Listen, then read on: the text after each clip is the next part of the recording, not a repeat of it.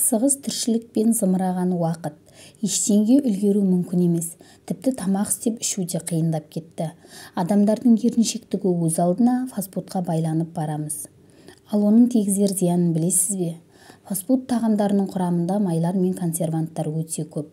Ал дәрумендер мүлдем жоқ десе де болады.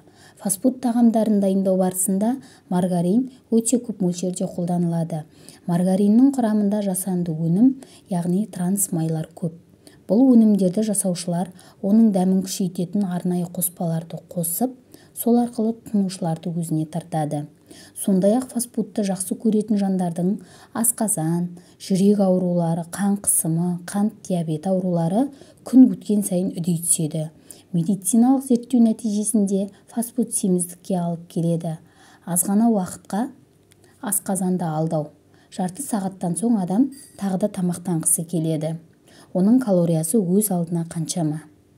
Тез әзірленетін тамақтың салдарынан созылмалы гастрит, өттің толуы, ұйқы безінің қабынуы, жүрек қан тамыр аурулары, семіздік пайда болатыны, әсіресе ас қорыту жолдарына өте зиян екені анықталған.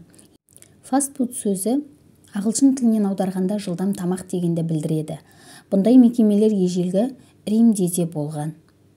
Бірақ ол заманда тағамдарды табиғи өнімдерден жасаған, ал қазір оған дәмді күшейтетін және иіс шығаратын қоспаларды қосады. Фастфуд иелері жылына бірнеше миллиард доллар табыс табады. Бұл өнімдердің тұтынушылары миллионнан асады. Фастфуд ыңғайлы, жылдам және арзан болғанына қарамастан оның бір кемшілігі бар. Әрине, ол денсаулыққа зиян. Қазақстанда үй тағамдарының орнына гамбургер мен фрик картобын таңдайтын адамдардың саны көбейіп барады. Олар тамақ әзірлеуге уақыт болмағандықтан фастфудқа көштік деп ақталады.